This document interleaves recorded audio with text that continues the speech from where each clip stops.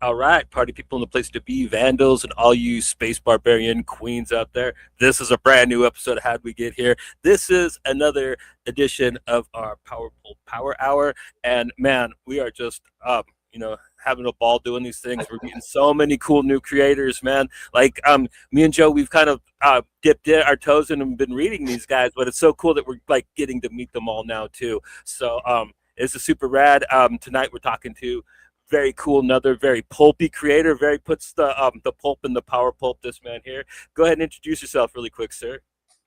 My name's Mattchee, and my books I'm publishing right now are Soraya and Galaxy Brigade. Yep, and that's it, I guess.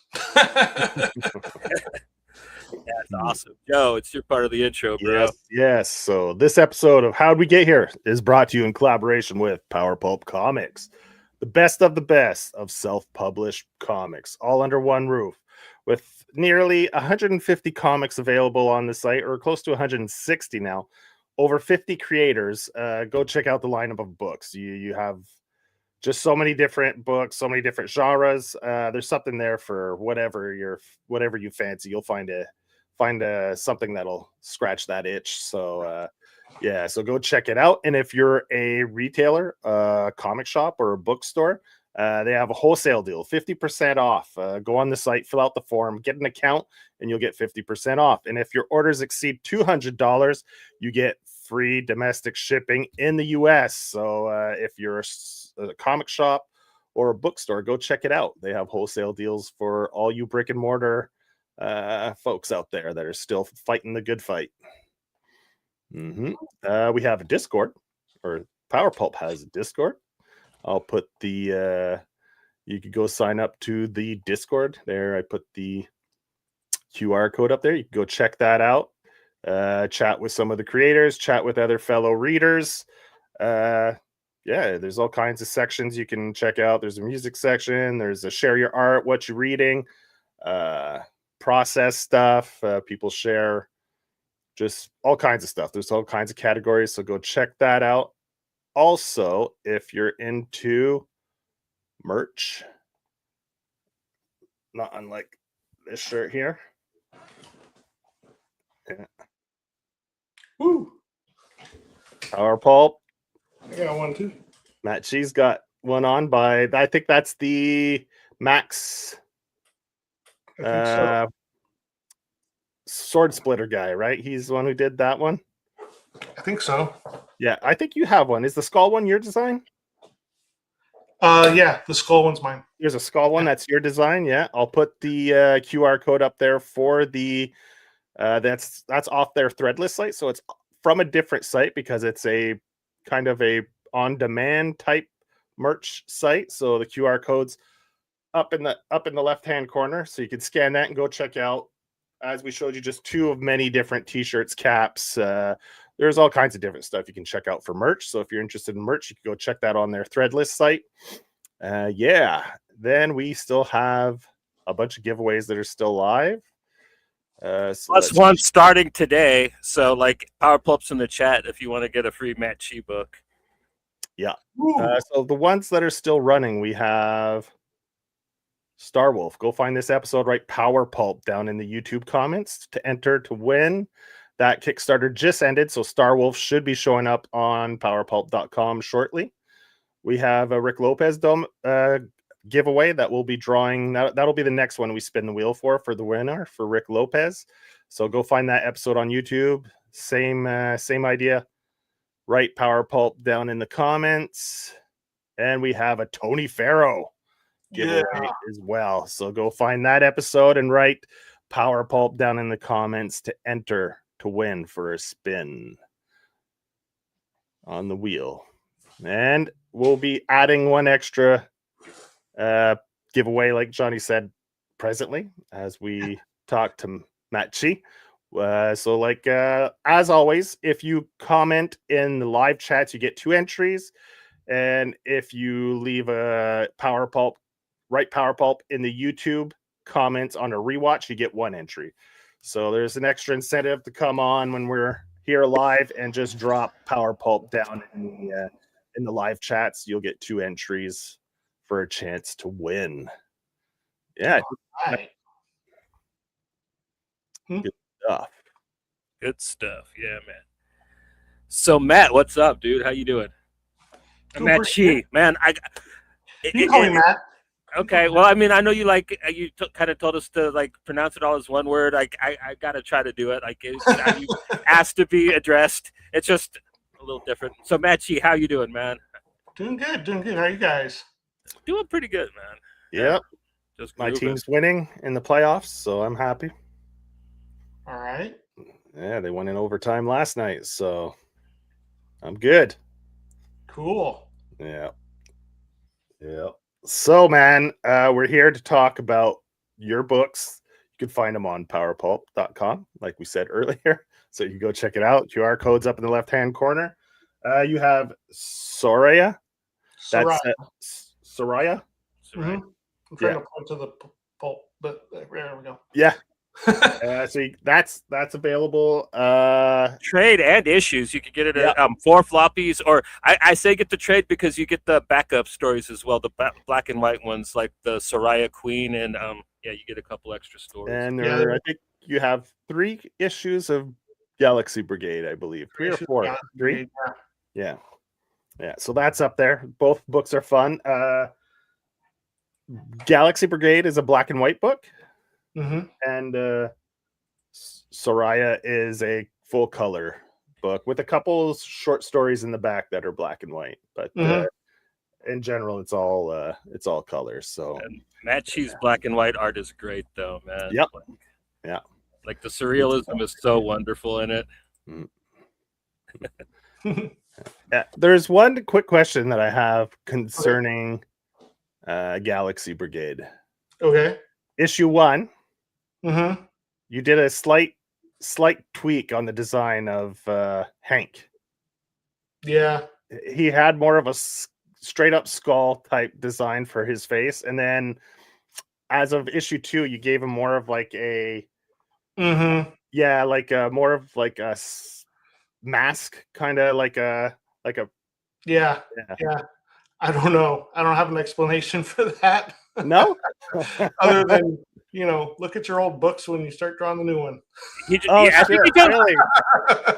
I think he just kind of started putting more detail into it. You know what I mean? I think that like that was always kind of the thing. It's just like in issue 2 and 3, he evolved. You know what I mean? He started putting those extra kind of rings around the eyeballs. You know what I mean?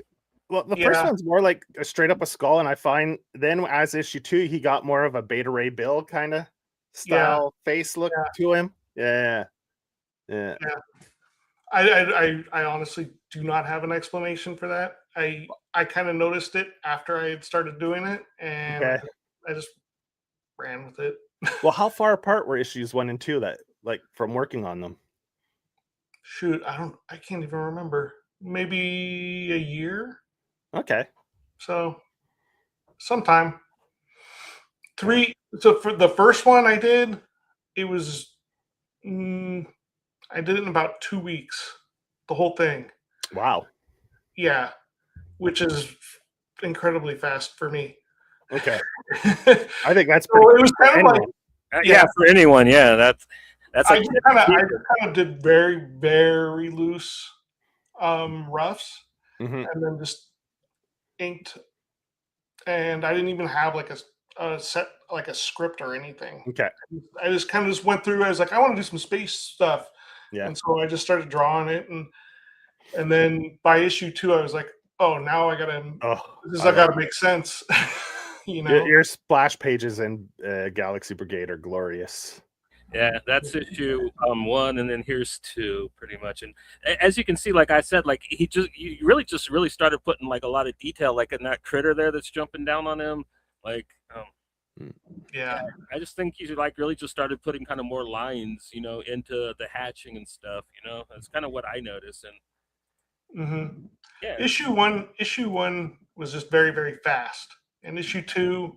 I was more invested in the characters at that point because I knew who they were, and so I just spent more time on it. Yeah. Oh man, but yeah, Hank Astro, like what a fun character. Like you kind of nailed it. You know what I mean? What you were going for, the wisecracking like space adventure. I think Mhm. it was really fun. I love the scene where he's like flying towards the two the people that are trying to get into the ship the first time he gets tethered, and he's like, of course, they're like, we can't hear you in space, buddy. And he's like, well, of course I was yelling or whatever he says when he disintegrates the dude's helmet and stuff. Yeah, it was hilarious. Yeah, the ship's great too. I love the ship design. The ship's my favorite character. Yeah, Bro. yeah, it's great. I love the ship in it. That's a good. Yeah, it's great.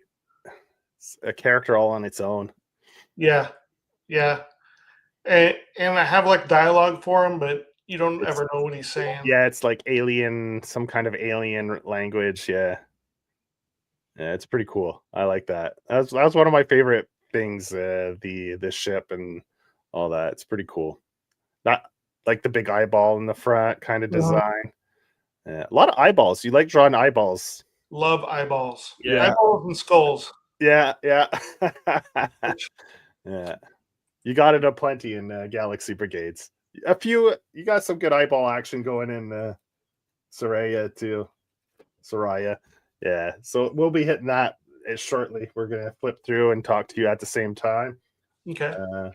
And the trade for was your book the first one to actually have Power Pulp printed on it? It might be. I can't say that for sure. But I think I remember them seeing it somewhere, like posted our first official I think Power it might have Pulp been logo Galaxy on. Brigade 3, actually. Yeah. But yeah. I think one of your books. It's either that or the Emerald Emu might have been the first one. Oh, that might have been it. Yeah, because they came out around the same time. I think your final issue of Soraya and Emerald Emu. So, but I think yours was the first with the official finalized logo. Because Emerald Emu has one of the earlier kind of concept logos for Power Pulp. Yeah. So that's a good little cool tidbit quiz thing for people that get into it. Yeah. So how long you been drawing comics? Pardon me? How long have you been drawing comics? Just wondering. Well, since I was 12, maybe. but probably about a good decade of doing it more seriously. Yeah. Okay. Did you just kind of self-publish your earlier ones? Are you gonna maybe make any of those available? You think, or? I have a book called Planet Slammer that I did that I started like in 2016. And I finished sometime around during the pandemic. So that's 4 issues. I'm not reprinting it right now, so I might put it in a trade. I don't know. It's kind of like, I feel like it's old art, so I feel kind of self-conscious. Yeah. But people liked it, so. Hey, Johnny and I dig seeing creators' older stuff to see the progression, the evolution of a person's work. It's always interesting. Yeah, it's always a good time. Yeah, I dig that kind of stuff, so I should probably just get over it and put it out.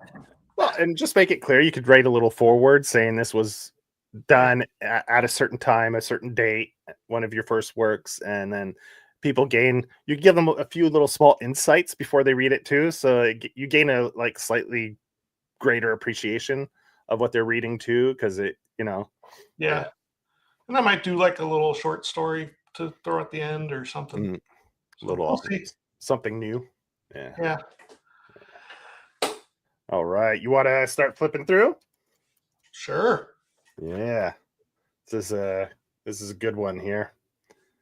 This is the trade, the Death Dealer. Here we go. Right.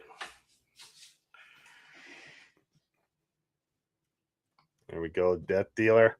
This is this the cover just for the trade, or is this from one of the issues? Well, it's kind of just for the trade. It was originally an ad. I did that piece for an ad. Okay. But I wanted to put something new that wasn't a previous cover. Cover, yeah. So So this is unique to the trade. Yes. So you'll have this cover for the trade. Yes. Great opening page. Love this. Yeah. Love the heads on a stake. I mean, how can you not enjoy some good heads on a stake action with that couple eyeballs? Yeah. Good stuff. Yeah, your alien zombies and like your cyborg gore in this is like on point, man. I really dig like the skull like fragments and stuff that you see later on too. And like, yeah, this book jumps right into it, man. Like she's on a mission, she's getting the chip. I love this. You'll see this later on in the book, this action sequence. I love the pose. Love that pose of her diving with the sword. That's a great action, great pose. Love it. Yeah, I actually use that like on the, like the little logo bit on the individual issues. Yeah, it's good. Yeah, so here we have the opening. Just jumps right in. She's already on an adventure, a job, as you would say, because she's kind of a mercenary, right? Mm-hmm. Yeah. Good stuff. I love the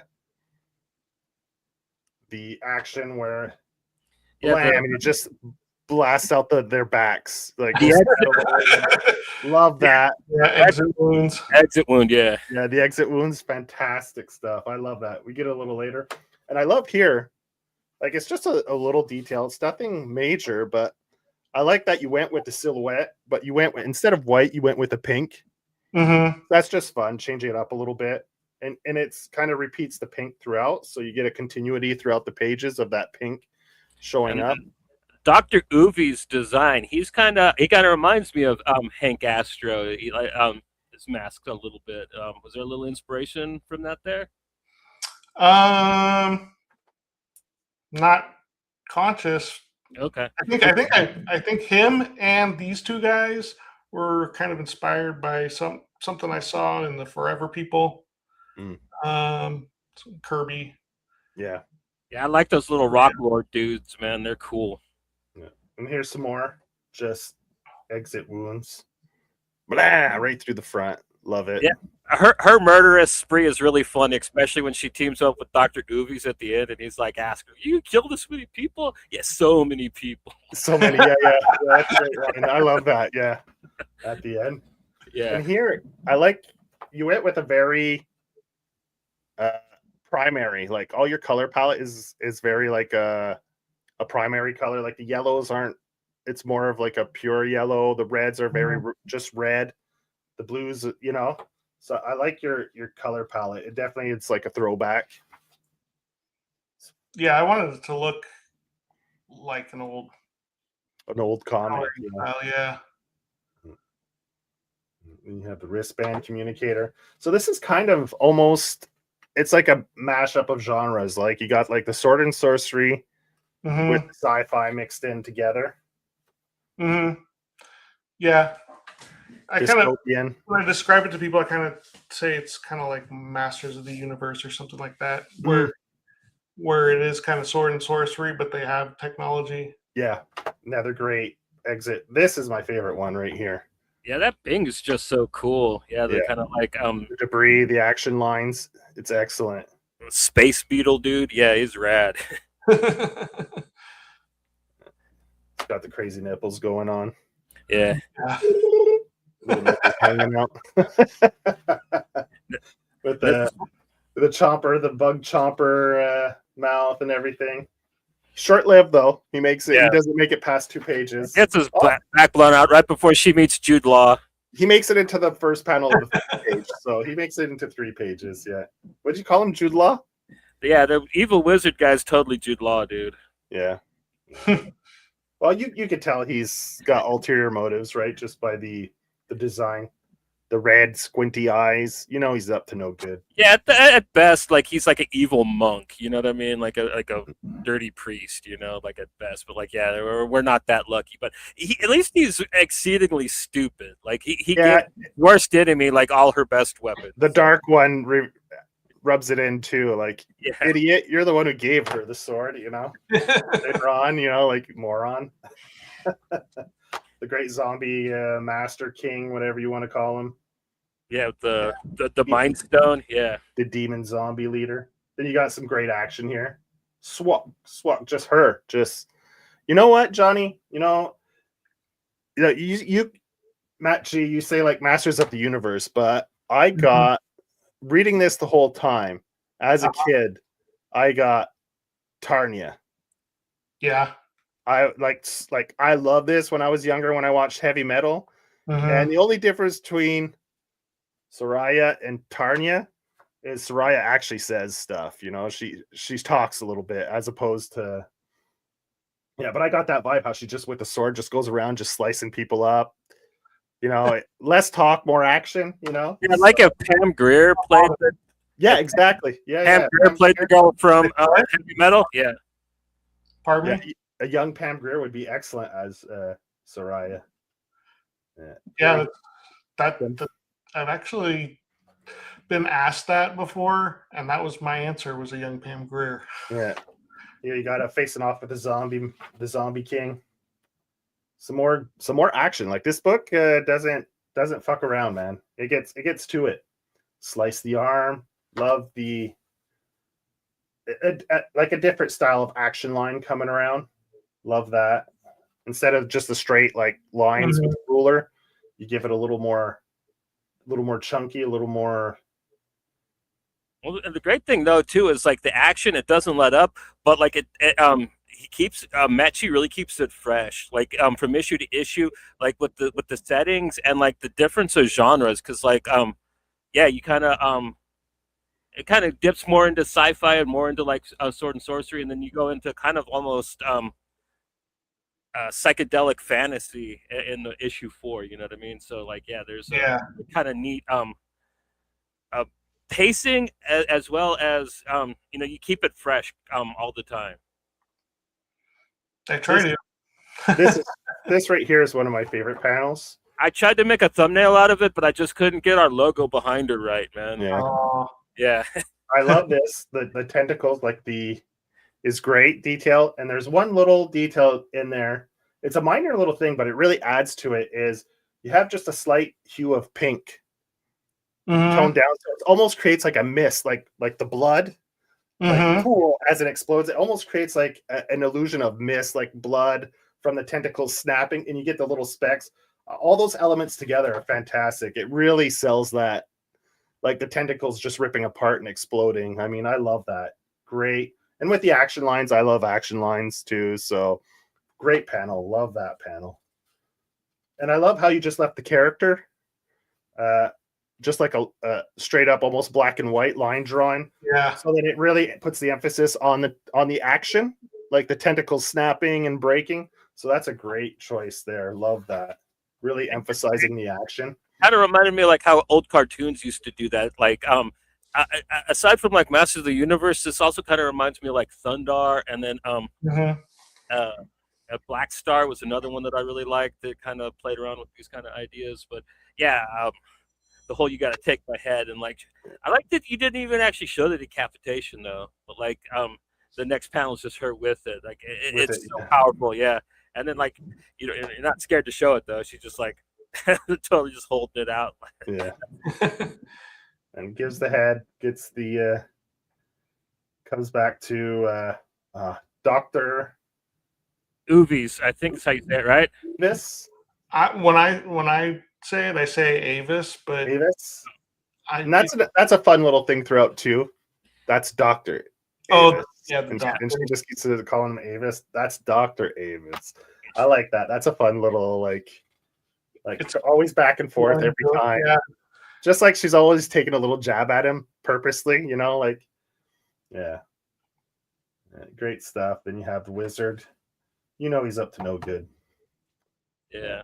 And I like Avis. I love the design of his face. And there's a great part at the end with Avis. Yeah. This is great. You open up your issues with a big splash page, and they're always fantastic. Love that. The details in that zombie head. That's how Bronze Age comics opened up, man. Like even back when I was a kid, usually had like the one big splash page with the title, with the credits. Yeah, it was always great, and I love that. Love it. Does the first issue have a big opening? No. You started that with the second issue, and then you continued with it, which is great. But I mean, I love it. And these zombie aliens, they're actually really cool. I like the kind of story with them. It's kind of tribal too, a little tribal touch to them a little bit, and I love those faces. They're great designs. Yeah, this is my favorite issue. Some eyeball action popping out right there when she throws the skull. Oh, yeah. Yeah, she kills the one zombie with the other zombie's head. Yeah, their eyeballs just pop out. Yeah, great. I always love close up of eyes. That's a great panel right there with the close up of the eye.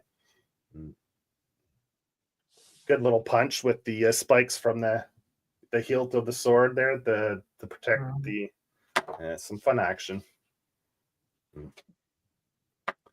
There's Jude Law sneaking around. Yeah, that's it. She knew he was up to no good, so she had to go back and check it out. And then the one zombie comes and starts explaining to her that, like, you need her help. Bad. But she doesn't really feel bad about killing all the other ones, though.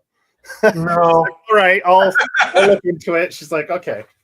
She's kind of morally ambiguous, I think. Yeah. So he's explaining it. She shows up.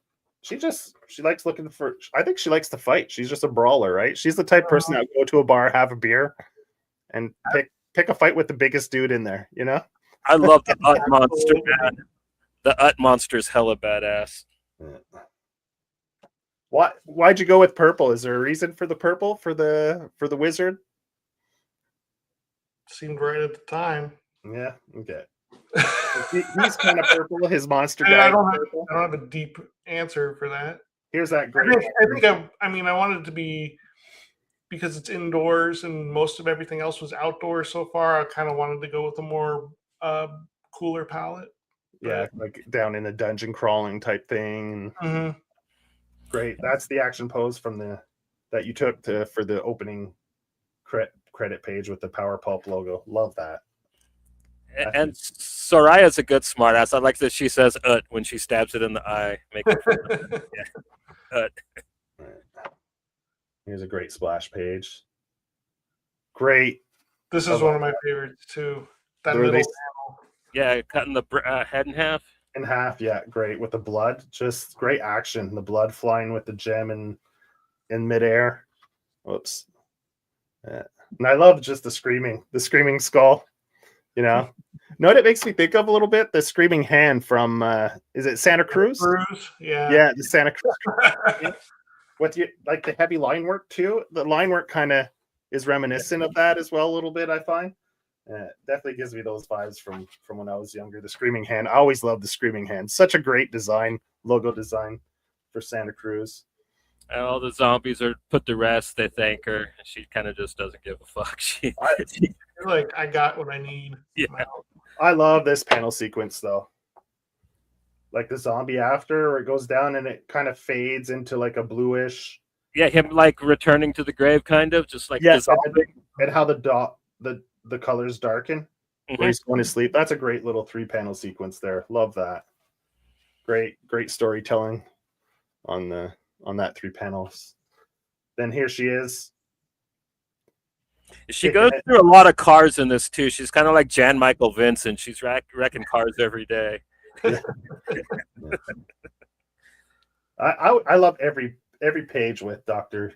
Yeah, he's an amazing design. Like he really does steal the page when he's on it. Yeah. Great. I love his face. Great work on that. Great design work. Thank you. So here we get the mega leader, the dark one. Yeah. This is where he's telling him, "You're an idiot. You gave her the sword. You gave her the gem." You know, like yeah.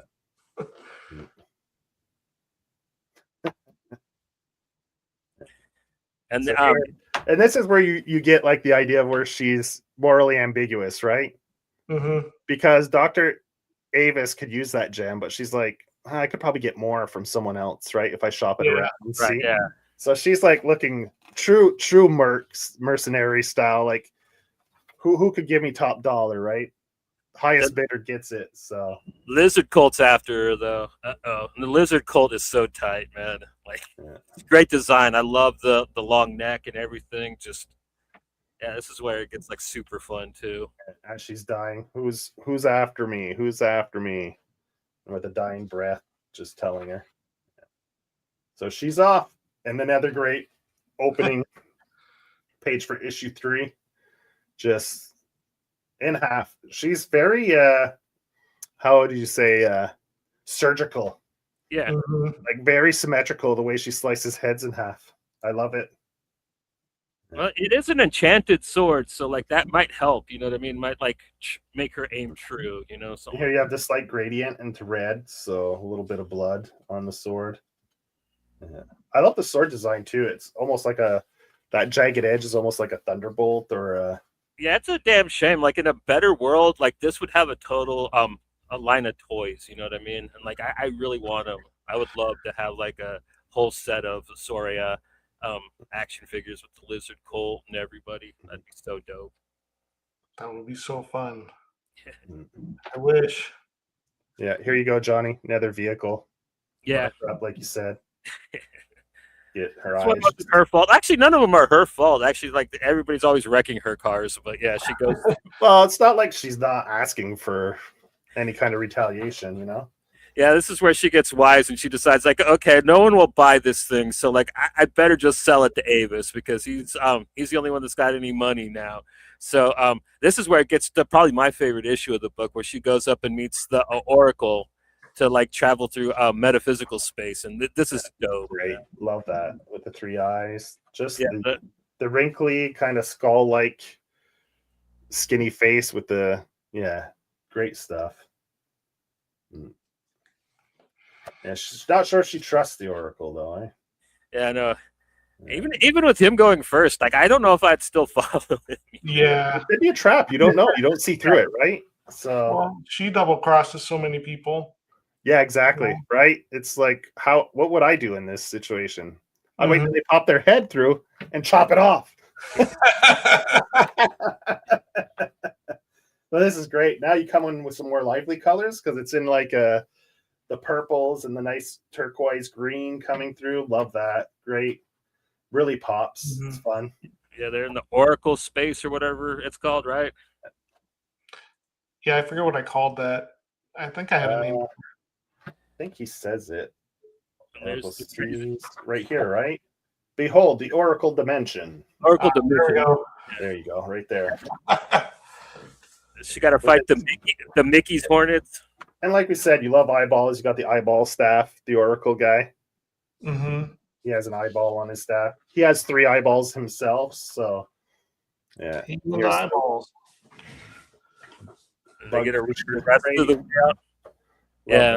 With the head flying at you off the panel. It's good stuff. Great action.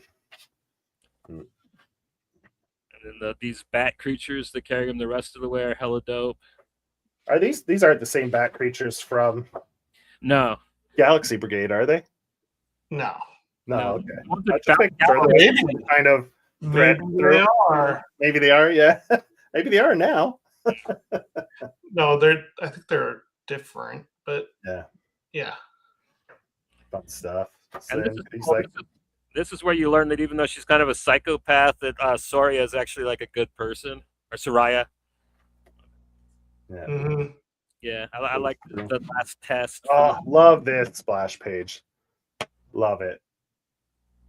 Yeah, it's one of my favorites with too. The hands just grabbing her everywhere, and great panel too. This one, love it. And then whoop, pulls out the sword and just takes care of business there, slicing up the hands everywhere. But I love how all those hands come out of the void like that, out of the dark. Good stuff. Then you have this skull guy. Yeah. And he explains to her that like if she keeps the gem, it'll make her more powerful. But she says that it doesn't matter. She's going to give it to her friend. So that's really cute. I like that part of the book a lot. Kind of Grinchy, you know what I mean? Her heart grew 3 sizes that day. Here she is waking up from a hard night of drinking. Yeah, with the one eye, kind of. That's good. She's all disoriented. Yeah. Then back to Dr. Avis, where she tells him he'll then the dark one, the big showdown. Well, the second to last big showdown. He's kind of the sub boss. Yeah, but I mean, he's, as far as we know, he's the big boss at this point. Yeah. Then like Avis kind of like, I didn't have a choice. And I like his henchmen. Like they got a really cool design with the little O's on their head. And, yeah.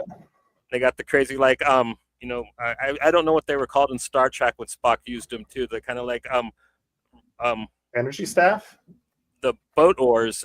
Yeah, I guess energy staff. I always think of boat oars when I see those type of with the little taser ends or whatever. Yeah. But I think this is another great splash page where she takes the gem, taps into the gem's power. Yeah. Kind of does like the Zombie King there and just sticks it on her forehead and boom. Now she's got the crazy light purple hair. The sword turns purple. Now she's mega Soraya. She's even a little more buff. Look at that. Yeah, it's got peptides in it. Yeah, she's maxed out. That's cool. I love this one. Where just the hair turns into like the explosion, the action. Yeah. That's fun stuff.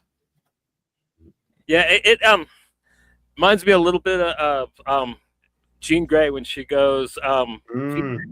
And also in Galaxy Brigade, there's a part that kind of reminded me of Jean Grey when she goes Phoenix too. So Phoenix, were you kind of inspired a little bit by Claremont's X-Men? Everybody was, but I mean everybody is, right? A little bit. And I love the fact you changed. You know, it makes it more clear to the reader too. Like the sword changes color, the hair.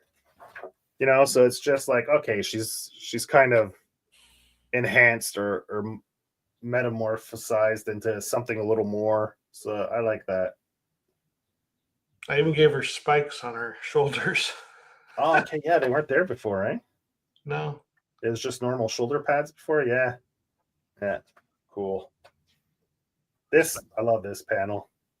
It kind of gives that fool the pendant stare, just dissolves his ass. Yeah, just love that. Just his bracelets are left. His what do you call them?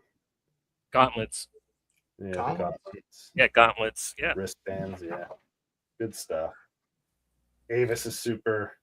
Yeah, and so they go to the dimension to get his wife back, and dude, the main bad guy, I love his design. He is so fucking cool looking. This is probably one of the few tender moments you get from her right here. Yeah, she actually smiles. Smiles. Okay, let's go get your wife, right? And then they take off. Yeah, that's a good spot to end it. I think we'll leave the last little part for people that pick up the book. Show the main bad guy really fast. Okay, I'll do it. I'll find a page without showing too much. Yeah, because he's so cool. Like, wait, here we go. I'll find one that has. There we go. Right there. Yeah, that is the guy that's still Avis's wife. Yeah, with the skull and the horns. Yeah, we get a really good end sequence too with Avis and Soraya. I love this book, man. Like, and it's an all age book. Honestly, right? I mean, there's some, I guess, 10 yeah. I mean, there's no sexual content. No sexual content. I don't think there's any swearing. Yeah, let's we gotta do the pinups though. There's some great pinups. Fantastic pinups, actually. Yeah. Chris Anderson. Big Tony. Big Tony. I love it with the title. Yeah. Great Tony Farrell. Look at the legs. The legs draws on her. Fantastic. Those massive, powerful legs. You gotta love that. Great pose too. Great action pose. Yeah, with that Incredible Reaper creature in the back. Good stuff. Keith McGregor. Nice action pose with her Bunder Blaster, whatever you want to call her, blaster that just completely makes 3-foot exit wounds through people's bodies when she shoots them. That makes a comeback in the issue I'm working on. Yeah. She doesn't have it, but it makes a comeback. Does the gun have a name? No. Ooh, work that in there. You got to give the gun a name. Yeah, I'll have to give it a name. It'll add personality to the gun, you know. Like Hey, we have Court, who's a collaborator on Galaxy Brigades. He does your coloring. Yeah, he does the coloring for the covers on those. The covers. Great, pretty good artist by his own right too. Yeah. Oh, he's incredible. He's incredible. Good stuff. Yeah. Both those guys are from Australia. Ah, cool. You got Jamie Barrows. Nice little pose in front of the moon. Victory. 70s looking. Like if Soraya was like a magazine, like in the 70s, like that would totally be like a cover for it. Like I love this one by Brian Kelly. Yeah. Great action pose. Like the slice in the abdomen, the creature with the forearms, just good stuff. With the full-on home run bat swing that she takes. Yeah. Good stuff. I love it. Just the pose. I love the entrails on the sword. Yeah. Everything. Good stuff. Yeah. Good stuff. This creature makes me think of what was that movie? John Carter, Mars, whatever. Yeah, it makes you think of those creatures a little bit. A little bigger, but yeah. Fun stuff. Could have been inspired by that. I actually like that movie. A lot of people shit on it, but I thought it was a lot of fun. John Carter. I need to rewatch it because I saw it and I don't really even remember it. But it's good. I really enjoyed it. I like it a lot. I started reading the books now. Yeah. So now I want to go back and see. But I mean, like that was the inspiration of space pulp. Anything general. Yeah. So like you can't like do this kind of book and not be inspired by Burroughs, yeah. Whether you know it or not, subconsciously or subconscious, like without knowing. Yeah, exactly. Yeah, even if you think you're ripping off Star Wars, you're actually ripping off Princess of Mars. So yeah. And here's the last pinup of this issue by Nathaniel Justin Knapp. Mm-hmm. Just a classic victory pose with a skull in the background. She's totally doing the I have the power right there, man. Yeah. And Skeletor almost like in the background. Yeah. Great book. I love it. Like if you love like heavy metal, Tarnia and that kind of stuff, you know, she's definitely a brutal character that doesn't pull any punches. Like if they had a Power Pulp starter pack, like this would be in it. You know what I mean? Like in my opinion, like if like they should actually maybe have one of those for the site. Like have a Power Pulp starter pack. Have this like 21st Century, a big spider. Maybe it's a good idea. Yeah, because I mean, like this really is like really kind of helps set the stage for what's possible with the Power Pulp book. Because like Joe was saying earlier when we were advertising the website, like you literally can go from something that's very, very family friendly, like James Jones's Baboon, to you know, Alex Delaney's the Derelict, and I think Soraya is really good because it kind of like slides really nice between those two middle road. You know what I mean? Yeah, I can see that. Yeah. Red's like, I mean, if people like barbarian type stuff too, she definitely has that vibe. Less savage in her actions, but you know, but nonetheless, you know, she's a killer. She's a badass. If you like a female lead that's a real badass, then you'll eat this up. And the backup stories are really great too. Like we didn't show the black and white ones, but there's one where like basically she has to wrestle for her freedom. You want to do that? We could do that. It'll show the different look too. We could show the backup. The two shorts. That doesn't really give you any spoilers or anything. Here. No. It's fun too. It's a black and white. like with the gray tones and stuff. So yeah. So here and wrestling. So are you a wrestling fan? I'm not a huge wrestling fan, Okay. but this was for a wrestling anthology. Okay. Oh, okay. So I kind of found a way to work Soraya into that. Wrestle Ball. Wrestle Bowl MM. 2023 or something Yeah, like something like that. Toilet Comics in 23. that. Yeah. Here's I love this sequence of panels. The crowd. Like just this, just the sound from the crowd, the hit, like the eyes, then the feet. I love how you introduce like the two steps, like just the feet. That's fun. I like that, Then, And I wanted this to be a page turn like that. Yeah, great stuff. I love a good page And turn, so I really appreciate that. its original publication, I didn't get that page turn. So, oh no, it didn't line up properly. Yeah. But you made sure you did it proper for your book. Yep. There you go. Yeah, great. I like her with the short hair. Like, when did you decide to kind of trim her hair for the older version of her? It was mostly just so I could draw less hair. it's a lot of black to fill in. Yeah. Yeah, I just thought, give her a different look her to differentiate that this will take place later. A little short fro. Yeah, she got the foxy brown. Probably better for wrestling too. Yeah. Yeah. Here we go. They're wrestling. I like this little. She defeats her, and then she's like, "You're gonna kill me." She lets her live, but kills the promoter or whatever you want to call him. Slave master dude. Yeah, he's basically like thank you. Yeah.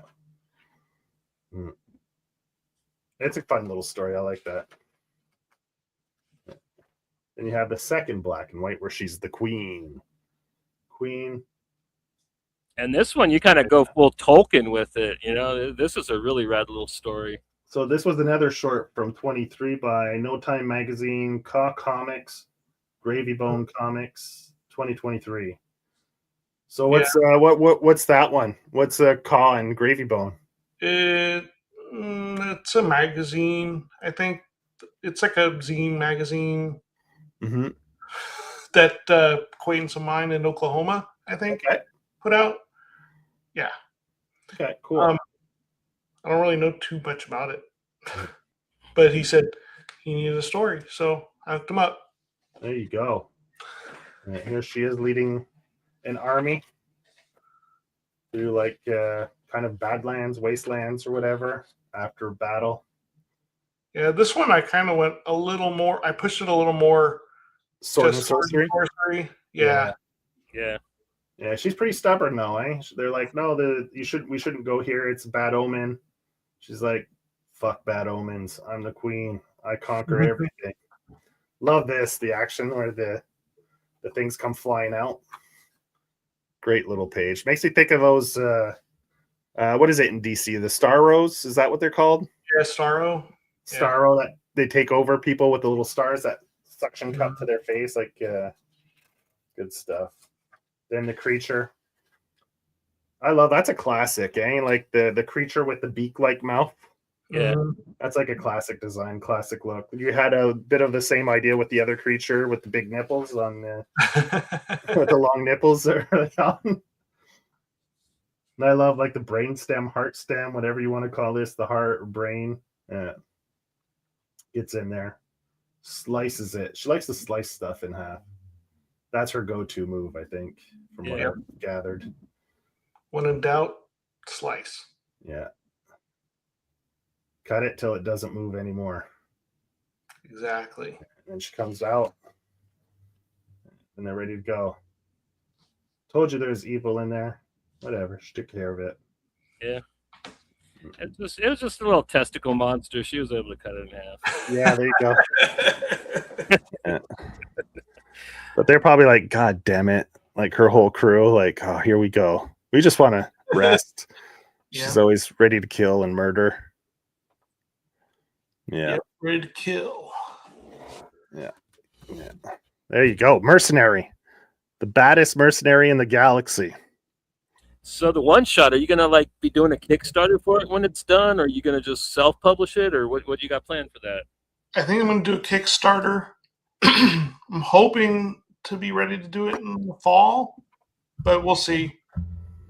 You know, I'm kind of taking my time. Not, I mean, I'm not rushing it. So, Is it gonna be in color or black and white? uh, I go back and forth, but I think it's going to be color.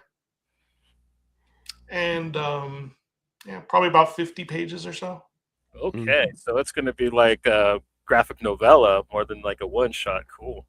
Yeah, yeah. Got Saboteur in the house. Hey. What's up, Saboteur? Chip, as always, he's here preaching the good word. So I can't. Is there a chat? I can't even. It's right here in the corner. you can see it in the corner if you're, I don't know what you're on. If you're on your phone, you'll have a hard time seeing it, but down in the right-hand corner. Also on the right hand side, there should be like a little sidebar, and like it'll say comments. Comments. Oh, got it. Cool. Yeah. So we're doing a giveaway, like you for this Power Pulp in the chats. If you want to win your Mattchee book, so you could win the trade paperback, which has the two. I think the two shorts that we just showed you are only available in the trade paperback. Correct. And you could get the floppies. This is available in floppy form still. Yeah, whatever is on at Power Pulp, that's the last of it. Of the stock. Okay. Yeah. So once it's out of stock, I'm out. So whatever they got, when it's gone, it's gone. Yeah. So then you have, are these in order, Johnny? So you have issue 1. Yeah, they're in order. Of Galaxy Brigade. You also have issue 2. And issue 3. So you have these. Really funny ending for issue 3, man. Like Galaxy Brigade's a lot of fun, man. Like it's a bit of a different feel than Soraya, but not too much. Like it's still very humorous, pulpy stuff, a lot of action to it, but it's a little more space ghosty, I guess you could say. Yeah. Yeah. Yeah.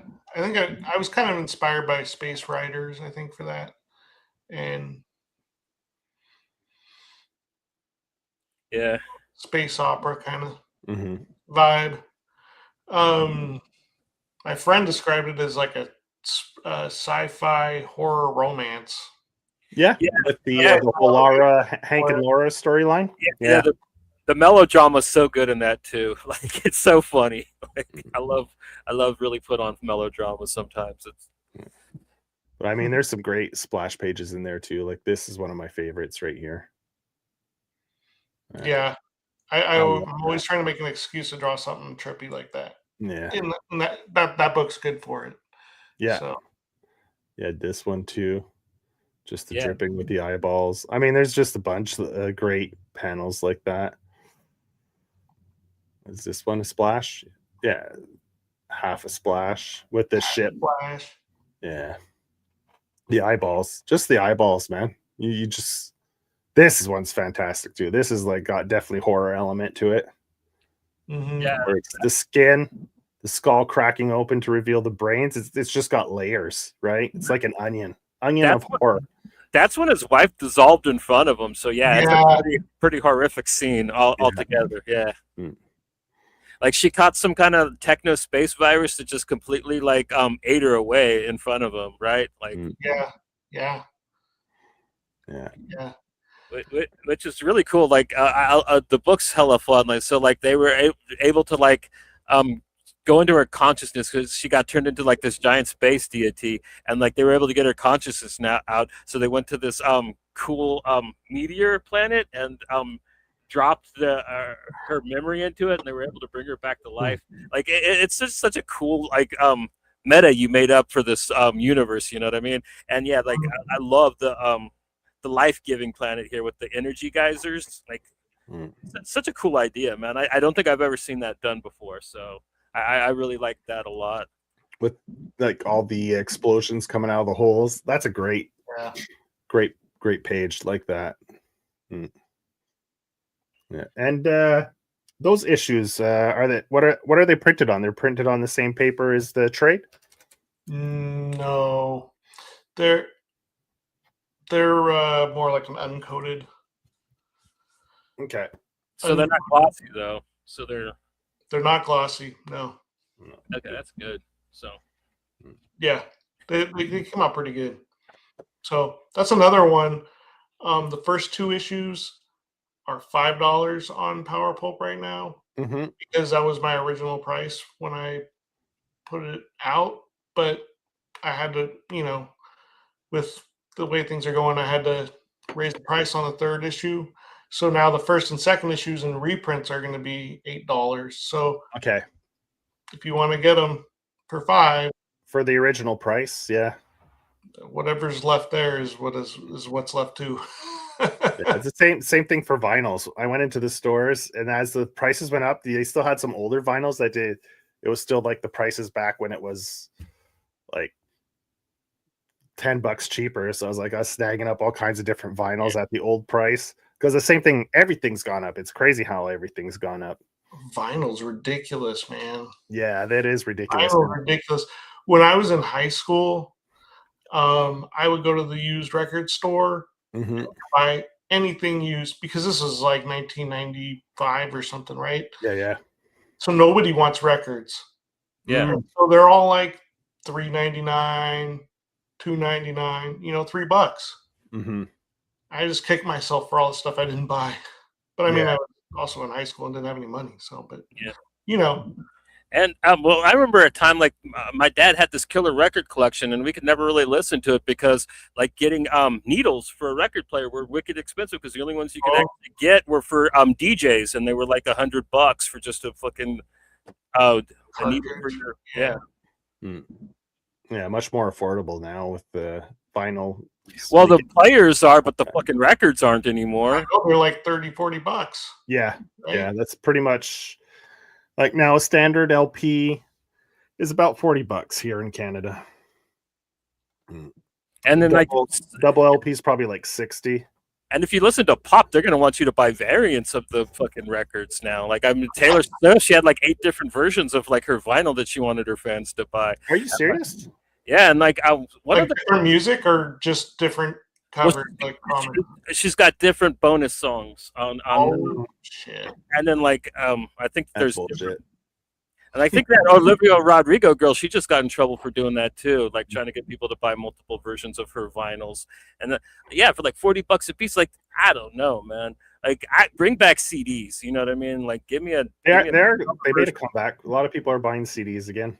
Yeah, well, I mean, like a lot of hardcore bands, they do it on cassette, which I think is hilarious. Like, yeah, because it's a good music for like a really low quality format like tape. So I think that's good that they reverted to that. Yeah, so it's good stuff. So you're working on a one shot for Soraya. Correct. Do you have anything else in the works?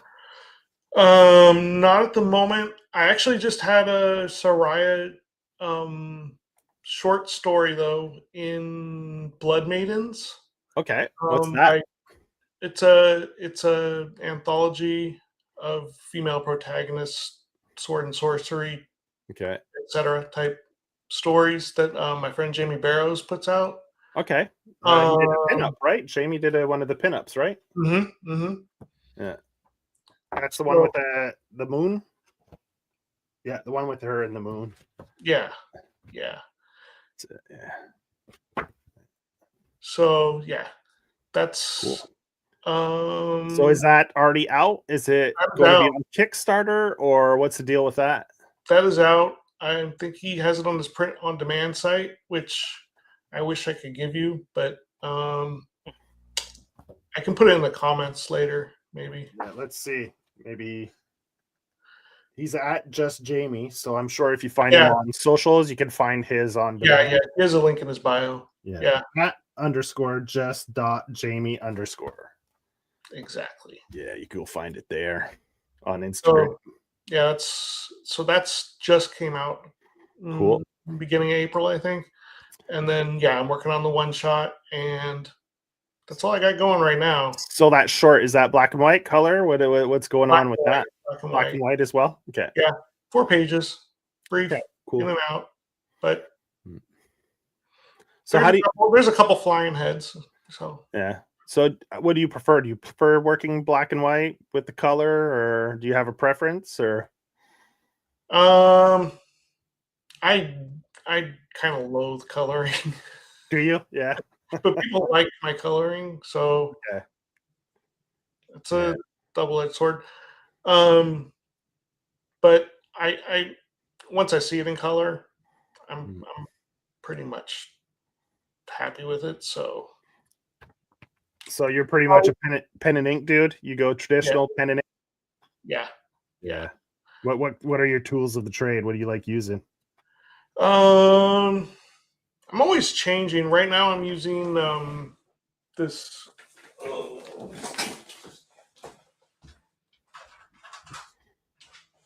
Everything I'm doing is this guy. Can you see that? Okay. It's a I think it's Tombow. It's like a brush pen. It's a brush pen. Okay. Yeah, they make a soft one and a stiff one. This one's a stiff one. Okay, they have different stiffnesses. That's cool. Mm-hmm. So that's what you're rocking at the moment? That's what I'm rocking at the moment, but I also use I also like the G-nib a lot. The dip nib, that's a favorite, and brush. So what kind of paper you've been abusing these days? Strathmore 300. 300, yeah. Okay. Yeah. But a lot of people love the Strathmore, eh? I think that's the go-to for most people. Yeah, it's consistent, which is what you need. Yeah. So Strathmore and then the Bristol. Yeah, Bristol. I think it's the other popular one. Yeah. Well, Strathmore makes the Bristol. Yeah. Okay. Yeah. Okay. Yeah. So. Yeah. Cool. Yeah. Cool. And what's your process? Do you just light table, slap your ink straight on your roughs? Like, because before you said you made roughs, but what some people have been doing is their blue line or whatever, they'll print it. Mm-hmm. Right, they'll print the blue line and ink on a printed blue line. What's your process like for that? Like from your roughs to the inks? Again, it's different every time. Is it? Yeah. Like this one shot I'm doing, I drew like 25 pages on the board. Okay. Just straight on the board. And then for the next like 10, 15 pages or so, I did the penciling digitally and then I printed it out blue line. Okay. So that's kind of like what I'm doing right now. That for me is easier because then I can just draw wherever. I don't have to be at the drawing table. Oh yeah, you could just pull out the tablet, sketch some stuff out with the pen, bank some pages. But I mean, I've done all kinds of weird shit. Like this is issue 2 of Soraya. Okay, I drew it on plain paper. Okay, yeah, copy paper. Yeah, copy paper. Yeah, fill that in, and then blew it up and blue lined it. Okay, cool. So it's just whatever I feel is most convenient at the time, I guess. Well, I mean, try new things, see what works best, right? I mean, yeah, it's just constant refinement, I think. That's cool. That's cool. Yeah, do you sell any of the pages or anything? If people are interested in picking up some of the originals, I don't have any for sale at the moment. I still have pretty much all of my pages. All your pages, yeah. Some people are like, let's sell them. Yeah, other people are like, nah, I can't sell them. But some people are like, yeah, you want them? They're so much. You want them? I'll sell them. You know. So it's always different with each creator. It's always a little different. So, I mean, if you're selling them, I just putting it out there. If people want to buy them, like just helping you push it. If ever you're selling them, you know. Well, if somebody really wants them, my comic books are like a catalog, and you just hit me up. Yeah, we'll see. But I think for this Kickstarter, I'll probably make some pages available. Available for the Kickstarter, yeah. Yeah. How many pages is the one shot going to be? I can't remember if you said. 50-ish. 50-ish. Okay. Yeah. Nice. So I haven't penciled all the pages yet. So I'm gonna see the end. I'm kind of still structuring. And what's it looking like time wise? That do you think? I'm hoping to have a Kickstarter like late fall and then release it in the winter. But we'll see. Just in time, let people get the books just in time for Christmas. Yeah. So that's a way to knock one gift off their shopping list for all those comic fans out there. That's not bad. Just before Christmas, like right as people start spending, get your Kickstarter there. Make sure it ends before people max out their credit cards, and then ship it to them for the holidays, and then it makes for a good gift. Yeah. Awesome. So are you on track for it? You feel pretty confident? Yeah.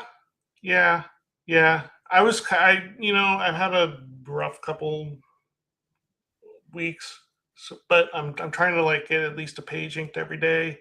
Okay. So, and then it just depends when I go to color it how long that's going to take. Okay, it's gonna be a color as well. Yeah, I always think I'm like, oh my god, it's gonna take forever.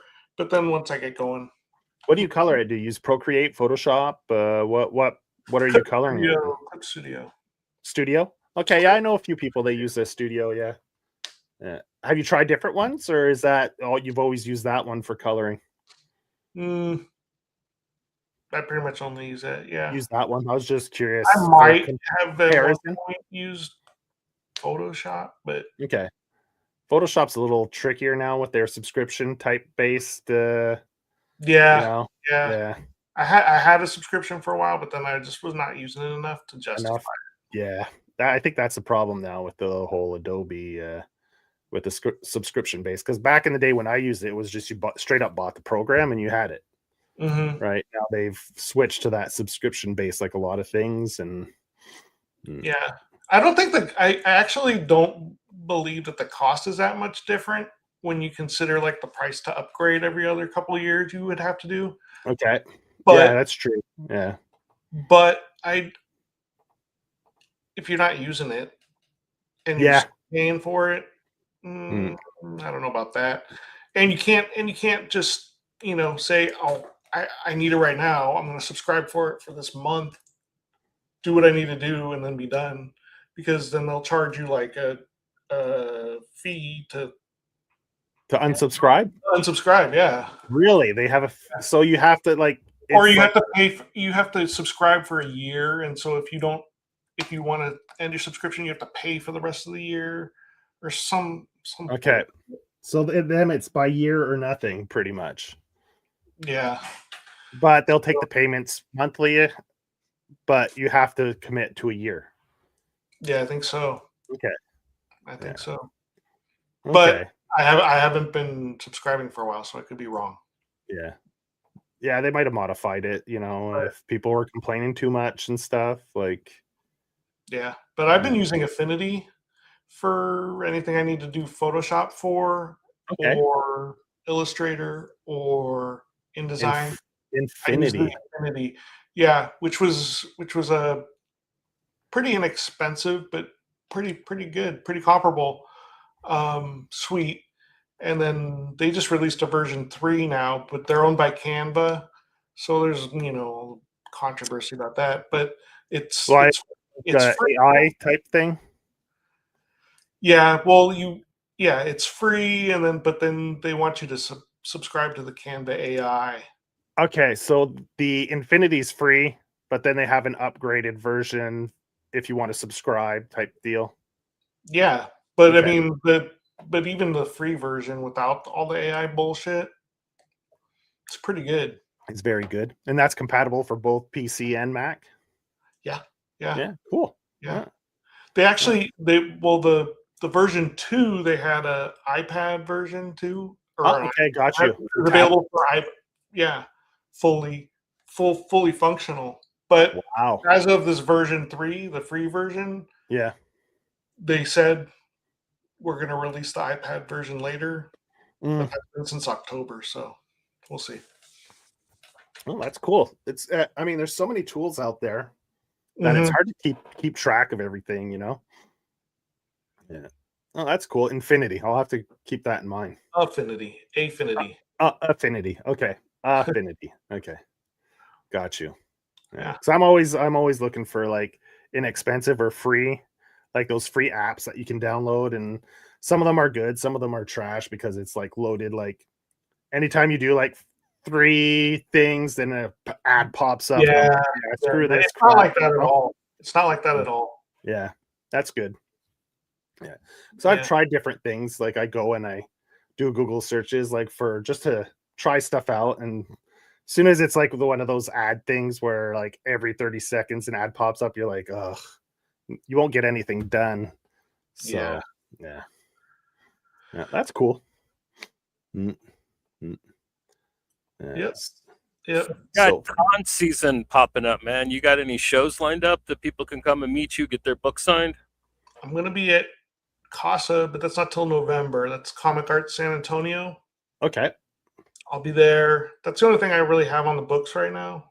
I just did Staple up in Austin, and that was pretty good. Actually, we had 3 pulpers there, so that was cool. Yeah. I think I saw some pictures. Who else was there? Rick Lopez and Dan Wolf. Dan Wolf. Okay. Nice. So did Rick have you do a doodle in his book? He didn't have me do a doodle in his book. Is that a thing? He probably forgot it. Oh. Because when he was on, he was like, "Oh, he forgot to bring." Sometimes he forgets it, but he has a book that he has people do doodles in that he's been dragging around with him. Yeah. So next time you see him, just remind him if he has it on him. Yeah, I will definitely. Because he's like, you know, Rick. Yeah. We talked to him, so I got a vibe for him, and he probably just forgot he had it with him. Yeah. So Kaza, what's that? Is that like the early November, late mid-November? I think 17th, right around there. Okay. 15th, I think. Cool. That's like what, a 2-day thing, 3-day? Well, I think it's just a Saturday. Oh, 1 day. Nice. Okay. Do you like what do you prefer? Like 2-day con, 3-day con, 1-day con? 1 or 2. 1 or 2 is your vibe, yeah. Yeah. I can't travel as much as I used to, so I'm trying to stay sort of local. Yeah. Here, I'm in San Antonio. Okay. But I kind of stick to shows that are comics oriented. Yeah, like not the pop culture type. The pure comic cons, yeah. Not the media cons or the fan expos and all that stuff. Yeah, I've done a lot of those, and they're just not for me. I know a lot of people that are starting to get like giving up on all those bigger cons just because it's a zoo, it's a circus, you know, like most people aren't there for comics. Yeah, exactly. And they've spent a lot of money to get in there, and they've got money set aside to go meet, their favorite Power Ranger or whatever. And sign a poster. Yeah, exactly. Get a photo. Yeah. Well, what's crazy is they charge for signatures now, man. Damn, like back in the day, you just had to stand in line. I don't know. It depends. A lot of the comic people don't. I haven't been to a con since like 2005 though, so like I'm talking like way old school when I used to go. But like, I mean, like I met some pretty big. I met Kevin Smith, and all I had to do was stand in line to get signed from him. But now everyone's like $15 for a signature. I'm just like, damn.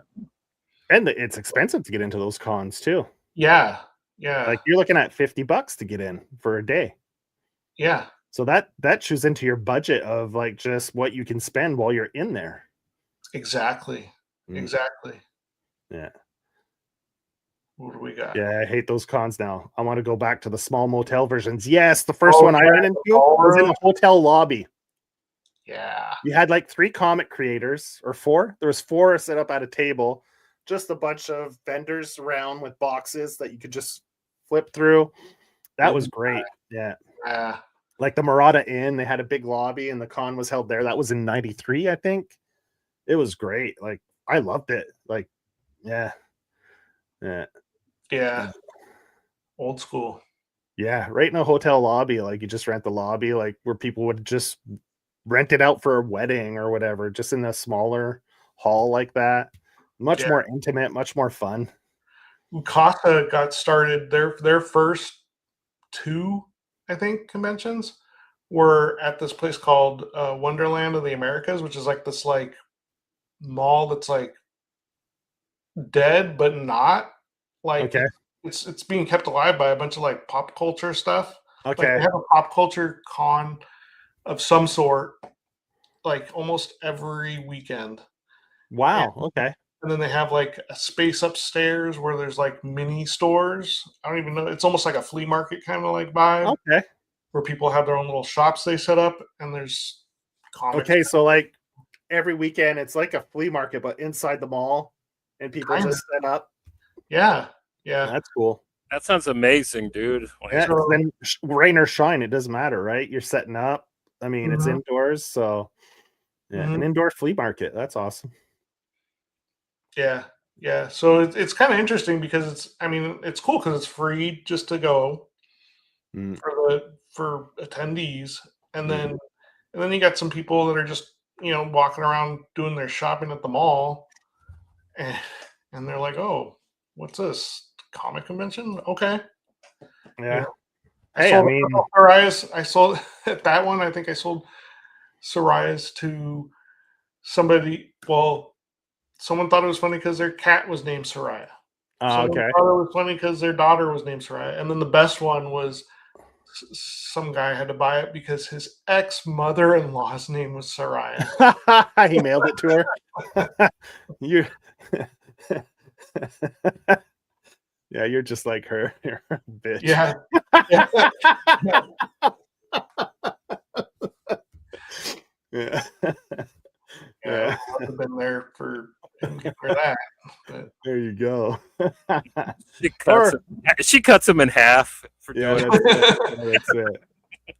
Thanks a lot. This is what you did to my soul. Yeah, good stuff. So folks, go check it out. Mid-November, 15th, 17th, somewhere around there. November 17th, you can go meet Mattchee, get him to sign some books, buy some books if you don't have them yet at the Casas. That's a San Antonio Comics and Arts Festival. Comic Arts San Antonio. Comic Arts San Antonio. But there you go. Awesome. Or you can find a book here and take it to meet him in San Antonio. We do have a giveaway going. Power Pulp in the chats if you want a free Mattchee book, or down in the comments for plenty free. We'll be spending that, like, I don't know, whatever we do, but like, yeah. Yeah, we'll probably have to start spinning them soon. We got like 4 going now. Well, because we did that 1 week, that Power Pulp week. So yeah. Yeah, we spun the first one for the Brad Dwyer. Now we have to do Rick Lopez. Well, it's hella funny because like Joe's like, hey, we got Rick Lopez, like, but I want to talk to another Power Pulp guy. Hit up Tony Farrow because like because Joe finally got a hold of some of his books to read. So I hit up Tony and I'm like, hey, you want to come on the show? He's like, yeah, for sure. And then like he says he wants to come on as soon as possible for his Ulf Maverick book. So like he picks the same exact week as Rick. Well, we had Rick, we had Brad. They all like all the same week. I was like, oh well, I guess we'll do a Power Pulp week. Yeah, and I forgot that I'd lined Brad up, like, because like I lined him up way before anybody else, and like he was, so it just kind of ended up really bad, but whatever. It was fun. We had the Power Pulp Power weekend. Yeah. So we got a few other Power Pulp guys lined up. Chris Anderson's going to be coming on the first week of June. And the last week of May, we got Jesse Lonergan, who's going to be on the show as well. And he's one of the newer members of the collective. So, so that's what we have lined up so far. And Matt King of Megatrip, he's lining some new ones up. We don't have the right to tell anybody anything, but there's going to be a lot more people on Power Pulp soon. That's all I can say, from what I understand. So, yeah. So, like, the numbers Joe threw out, they're going to be dwarfed in the near future. Well, I counted it the other day because I was curious. I kept saying 100, but it's closer to 160 books available on the site now. Really? Nice. Yeah. Wow. Yeah. Multiple titles, but total about 100 and, like, I mean, you yourself have, what, 5 books now? 4, 5, 7 books up there now. 8 if you count the trade. Yeah, exactly. Wizard Wars, so 9. He's got 9 books. Oh, Wizard Wars is on there. Okay, so Sorcery Wars, yeah. Sorcery Wars. Sorcery Wars. So that's 9 books just for you. And a lot of the other creators have like the Coates brothers have a good between the two of them, they probably have a good dozen books about available. Yeah. So I mean, you have 50 creators on there that have at least maybe 5 books, 3 to 5 books each. I mean, it gets up there fast, right? So It's got to feel bad for poor John Coates's basement, right? Like, right? I know. I hope it's in the basement, because if it's on the first floor, his fucking floor trusses must be sagging. He's gonna have to have someone go in and reinforce his floors. Yeah. All right. Oh, speaking of Mr. Matt Megatrip, he's in the chats there. Said he's working on getting us some new guests. We love you, Matt. Man, you rock, bro. Yeah, he kills it on the social media. I mean, he just is every morning putting out. Yeah, he's an early bird, so yeah, he's got to do something while he's drinking his coffee. Yeah. Oh man, the conversation between him and Jesse Lonergan was funny too. Jesse was like, "Why are you up so early? Are you on the west? Are you on the East Coast? Why are you up so early?" Yeah. And then Joe's like, "Why are you up so early?" Well, he goes running in the morning too, so yeah. So he goes and runs, has his little routine, his breakfast, everything. Yeah. Hey, early bird gets the worm, my friends. That's not a saying for nothing. Yeah. Gotta love the dedication. I mean, I think the only person that works as hard as him on socials is Chip. Yeah. Oh yeah, Chip. Yeah. Mr. Power Pulp Hype Team. Yeah. So man, Mattchee, thanks for coming on. It was a pleasure to flip through the book with you, pick your brain a little bit. Can't wait for the next for the Kickstarter in the fall. Yeah, looking forward to that. For that. Yeah. What was the other? Maidens of Blood? Blood Maidens. Blood Maidens. You could go find it at @Jamie.Borrows_ on social media to go find it.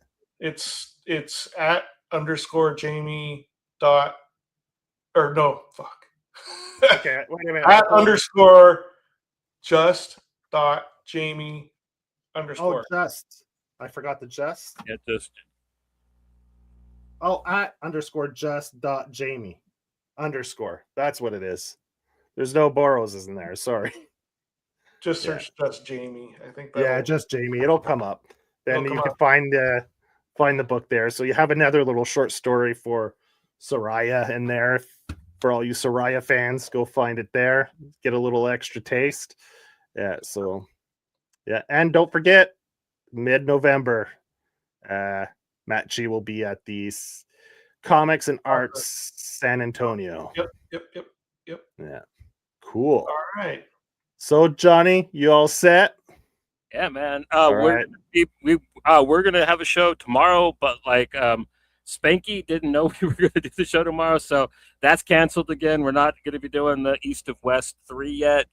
That is still happening though, in the near future. And our next episode is going to be on Tuesday. We're going to have Hussein AA. He's going to come on, talk to us about his wonderful web comic, Bad Apples. And I'm really excited to talk to this kid, man. He's got mad talent, and he's got a new issue of that forthcoming as well. So we're going to talk to him all about that on Tuesday. So I hope to see you guys there. Go ahead and say your thing, Joe. Yeah. I think it's that time, Johnny. It's outro time.